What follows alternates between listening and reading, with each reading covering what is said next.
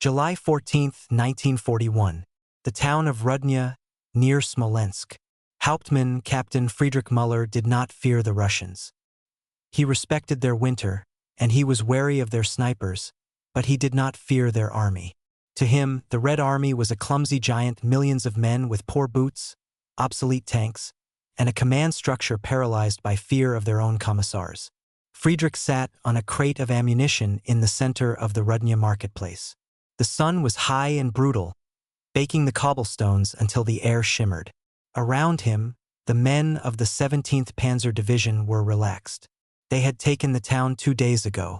The fighting had been fierce, but predictable. "Mail call, Captain," a young corporal said, handing him a triangle-folded letter. Friedrich Smilet. It was from his wife in Hamburg. He lit a cigarette, enjoying the momentary peace. The war was going well. Operation Barbarossa was a knife cutting through butter. They were pushing toward Moscow so fast the supply trucks couldn't keep up. "It's quiet today, sir," his lieutenant Klaus said, leaning against a captured Soviet truck. "Too quiet." "They are regrouping," Friedrich said, exhaling smoke. "They will try a counterattack with infantry. We will mow them down with the MG-42s. Then we will drink their vodka." He looked at his watch. 15:14 p.m. Friedrich didn't know it, but he had exactly 60 seconds left of the world as he understood it. The Hill of Secrets. For kilometers away, on a steep bluff overlooking the town, Captain Ivan Flerov was sweating. It wasn't the heat. It was the cargo. His battery consisted of 7 trucks. To the untrained eye, they looked like standard ZIS-6 utility trucks, clumsy 6-wheeled vehicles covered in heavy canvas tarps. But under those tarps lay the most guarded secret of the Soviet Union. "Comrade Captain," his sergeant whispered. "Target coordinates locked. The marketplace. Concentration of enemy infantry and light armor." Flerov looked at his men. They were not ordinary artillerymen. They were NKVD-vetted specialists. They had orders that chilled Flerov's blood. "If the enemy gets close, destroy the trucks. If you cannot destroy the trucks, destroy yourselves. Nothing falls into German hands." Each truck was rigged with 30 kilograms of TNT under the chassis. "Uncover," Flerov ordered. The men pulled the ropes. The canvas fell away. Revealed were not cannons, but strange, angled rails. They looked like the ribcage of a metal skeleton pointing at the sky. On each rail sat a 132mm rocket. They looked crude, almost primitive. They were painted a dull olive green. There were no barrels, no breech blocks, just rails and wires. "Connect the ignition," Flerov commanded. The men moved with practiced speed. The wires were spooled back to a small handheld plunger box, far away from the trucks. Flerov raised his binoculars. He could see the German trucks in the marketplace. He could see the tiny figures of soldiers smoking, laughing, living. He felt a strange detachment. Traditional artillery was a gentleman's duel. You calculated wind, elevation, rotation. You fired one shell. You adjusted. This was not artillery. This was an eraser.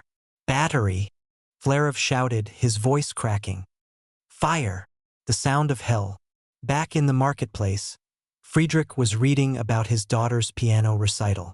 "She plays beautifully, Fritz. She misses you." Then the sound started. It didn't sound like a gun. A gun goes boom. A mortar goes thump. This sound was a screech. A high-pitched, mechanical grinding like 1,000 rusty train wheels breaking at the same time. It was a howl that started low and rose to a deafening shriek. "WHE." Friedrich looked up. The sky above the eastern hills was streaked with smoke. Not one trail. Not 2. Dozens. "Incoming!"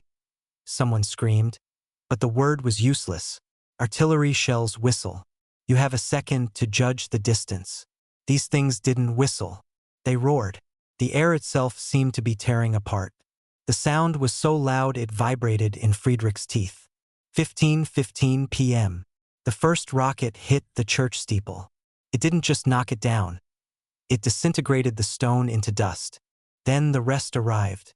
In a span of 10 seconds, 112 rockets slammed into the marketplace of Rudnya. There was no rhythm to the explosions. It once the bang bang bang. It was a continuous, rolling thunder of destruction. The earth liquefied. Friedrich was thrown backward by a shockwave that felt like a physical punch from a giant. He hit a wall, his ears ringing with a silence that was louder than the noise. He opened his eyes. The world was orange. The marketplace was gone. The trucks were burning skeletons. The cobblestones had been turned into craters. But the worst part was the fire. The thermite-tipped warheads didn't just explode. They scattered molten death. He saw Lieutenant Klaus, or what was left of him. Klaus was screaming, but Friedrich couldn't hear him. The air was sucked out of the square, replaced by a vacuum of heat. Friedrich tried to stand, but his legs were jelly. He crawled toward a cellar door, his mind unable to process the data. Where are the guns? Where are the reload times? How did they fire so many so fast? The retreat. On the hill, silence returned. The rails on the ZIS-6 trucks were smoking, red hot. The air smelled of sulfur and rocket fuel. Reloading time is too long, Flarev shouted. They will triangulate our smoke. Move, move, move. This was the doctrine of the hit and run. The drivers jumped into the cabs. The trucks roared to life. Within 3 minutes of firing, the battery was gone, vanishing into the birch forests of Russia. By the time the German counter-battery fire hit the hill, there was nothing there but scorched grass and tire tracks. The aftermath. 3 hours later, Rudnya, General Hoth, commander of the Panzer Group, walked through the ruins. He was a man who had seen everything in war. He had fought in World War I. He had seen the Maginot Line fall. But he stopped and stared at a crater in the center of the town. The asphalt had melted. The metal of a Panzer II tank was twisted like a pretzel. What did this? Hoth asked. Bombes. Stukas. Friedrich Müller, his face blackened with soot, his uniform torn, stepped forward. He was trembling, not from cold, but from a neurological shock that refused to subside. No, Herr General, Friedrich whispered. It was artillery, but not artillery. Explain, Hauptmann. It came from nowhere, Friedrich said, his eyes wide, staring at something only he could see. It sounded like an organ, a church organ played by the devil. It screamed, General. The sky screamed. Hoth looked at the devastation. This was saturation fire, area denial. No precision, just total annihilation of a grid square. Find out what it is, Hoth ordered, his voice low, and find a way to kill it. The name. That night, in the German field hospitals, the survivors spoke in hushed tones. They didn't talk about the T-34 tanks, which were tough but manageable. They talked about the automatic artillery. They tried to describe the sound. A howl, a grinder, a screech.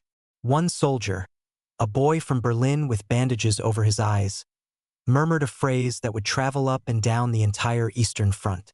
Stalinorgel, Stalin's organ, because the tubes looked like the pipes of a church organ, and the sound was the music of death.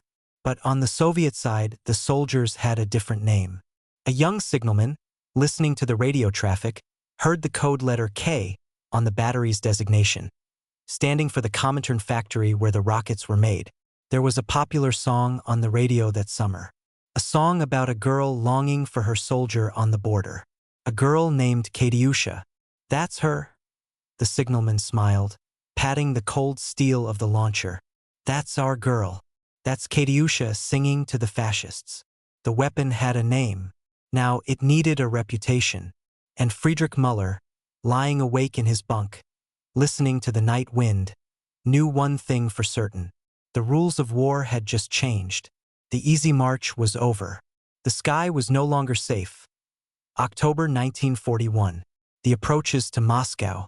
The mud was the new enemy. The Rasputitsa, the season of bad roads, had turned the Russian landscape into a sticky, waist-deep soup. German tanks were stalling, their engines choking. Horses were dying of exhaustion. But for the Katyusha batteries, the mud was just another Tuesday. The ZIS-6 trucks were 6x6 drive. They were ugly, loud, and uncomfortable, but they could swim through mud that swallowed a Mercedes. Captain Flerov was tired. His beard was gray with dust. His eyes were sunken. He had been fighting a running war for 3 months. Fire, move, fire, move. His unit, the first experimental rocket battery, was no longer a secret. The Germans knew who he was. They had put a price on his head. There were special Luftwaffe squadrons tasked with hunting the organs. The trap at Orsha. Intelligence reports came in at dawn. A massive German railhead at Orsha station. Fuel trains. Ammunition dumps.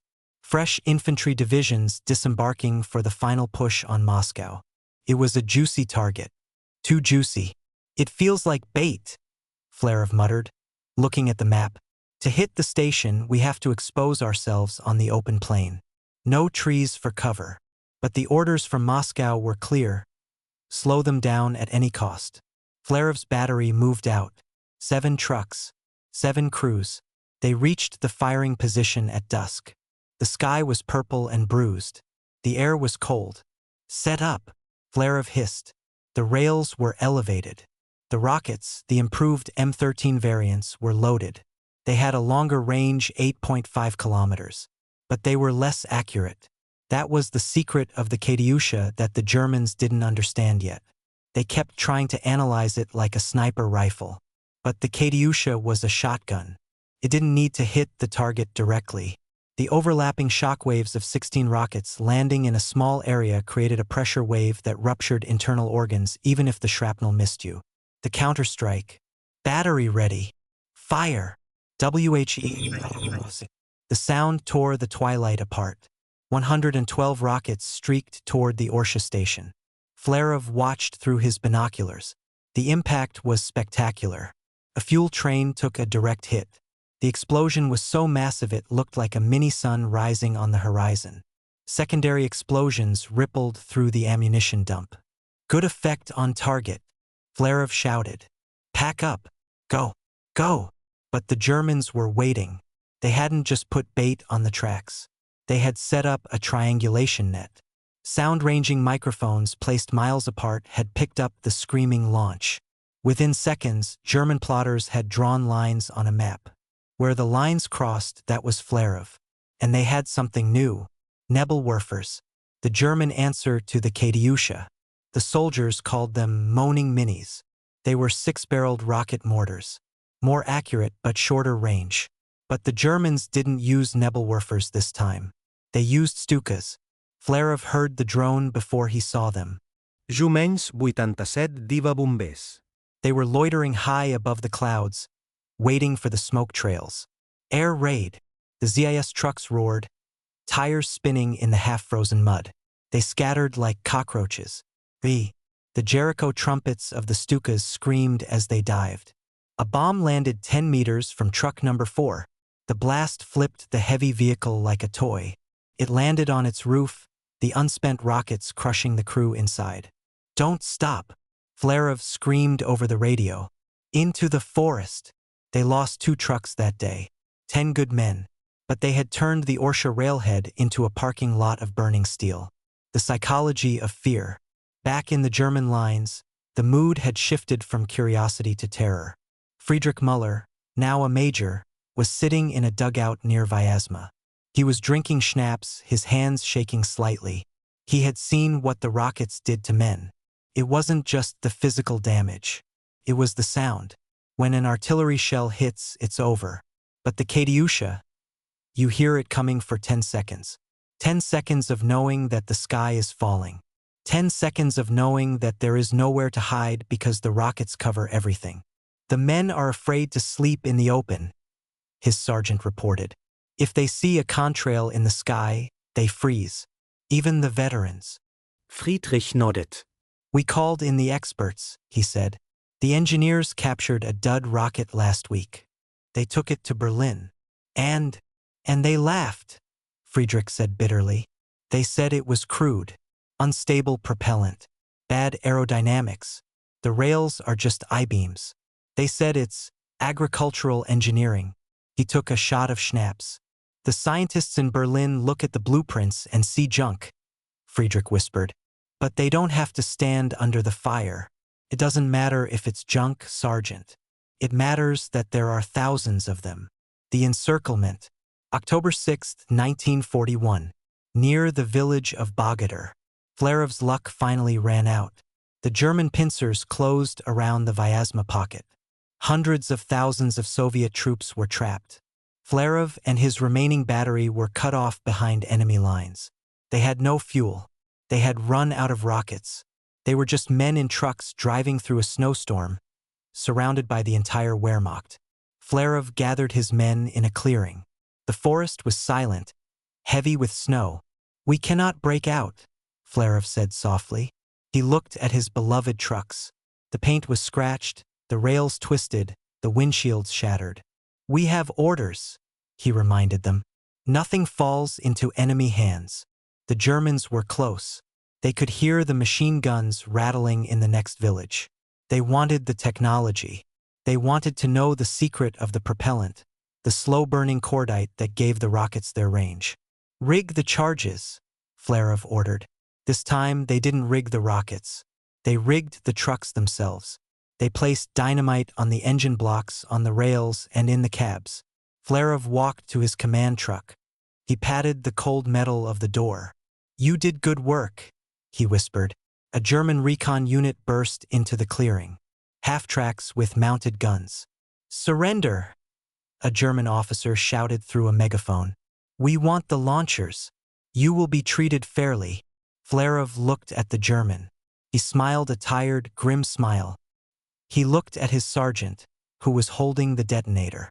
"For the motherland," Flerov said. The sergeant pressed the plunger. The explosion. It wasn't a launch. It was a supernova. The remaining rocket fuel in the back of the trucks ignited along with the dynamite. The clearing was instantly vaporized in a ball of fire that rose 200 meters into the air. Flerov, his men, the trucks, and the secrets of the Katyusha were gone. When the smoke cleared, the Germans found nothing but twisted scraps of metal. Not a single working rail. Not a single sample of propellant. The secret was safe. The ghost army. Friedrich Müller heard the explosion from miles away. He watched the black plume of smoke rise against the gray sky. "We got them," a radio operator cheered. "The battery is destroyed. The organs are silenced."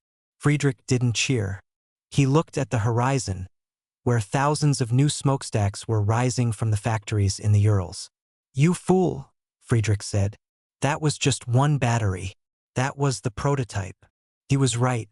Flerov was dead, but he had bought time.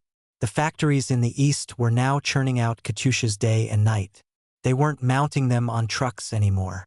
They were mounting them on tanks, on tractors, on boats, even on sleds. The iron organ wasn't silenced. It was just clearing its throat. The winter was coming. And with the snow, the real symphony would begin.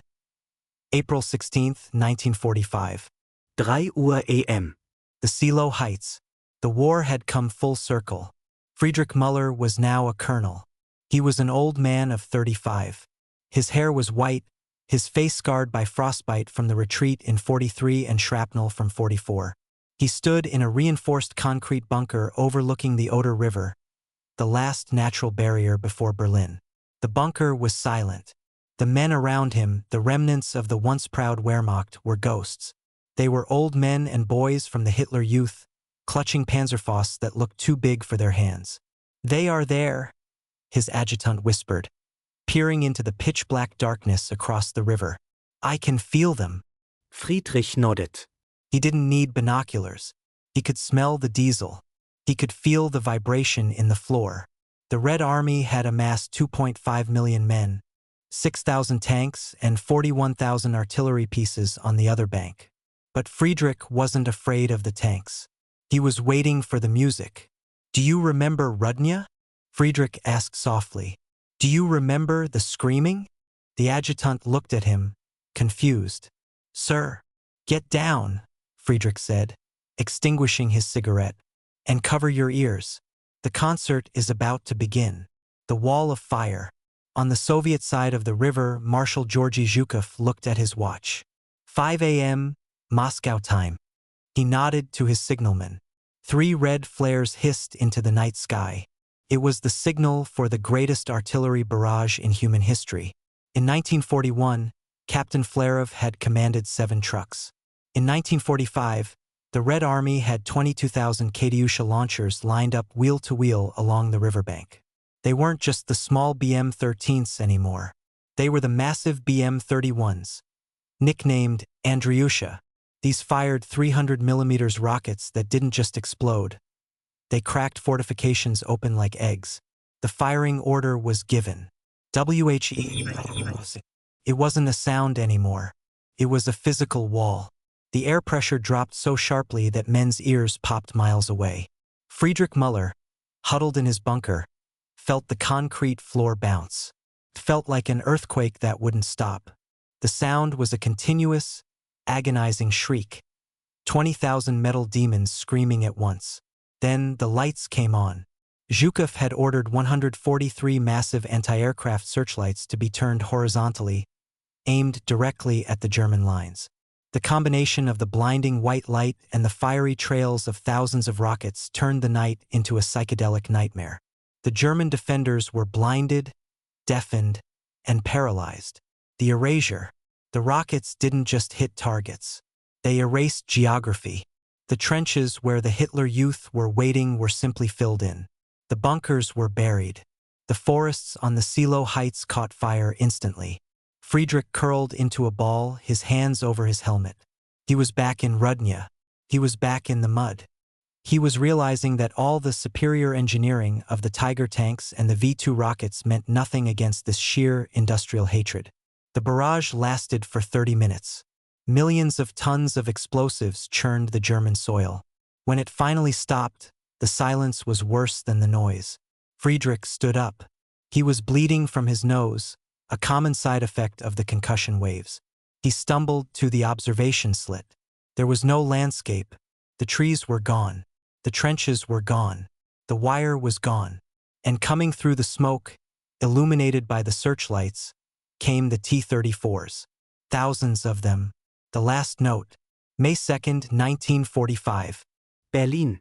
The city was a skeleton. The Reichstag was a smoking ruin. A green ZS-6 truck, battered and covered in dust, idled in front of the Brandenburg Gate. It was an old model, a survivor. A young Soviet sergeant, barely 20 years old, jumped out of the cab. He held a piece of chalk. He walked up to the blackened pillars of the gate. Other soldiers had already written their names. Ivan from Omsk, Sasha from Kiev. The sergeant looked at the rocket launcher on the back of his truck. The rails were empty. The paint was peeled. He thought of the stories he had heard. Stories of a captain named Flerov who died in the snow in 41. Stories of the first battery that vanished to keep the secret. He turned to the wall and wrote, in big Cyrillic letters, Flerov was here. He stepped back. Nearby, a column of German prisoners was being marched toward the rear. They were heads down, defeated, shuffling in the dust. One of them, an old colonel with white hair and a bleeding nose, looked up. He saw the truck. He saw the rails pointing at the sky. Friedrich Müller stopped. He didn't hate the machine anymore. He didn't fear it. He just stared at it with a strange reverence. It was the instrument that had played the funeral march for his entire world. Move! A Soviet guard shouted, shoving him. Friedrich stumbled forward, disappearing into the gray mass of prisoners. The truck engine revved. The driver honked the horn. It wasn't a scream. It was just a honk. The Stalin's organ had finished its symphony. The song was over, and for the first time in 4 years the sky was silent. The end.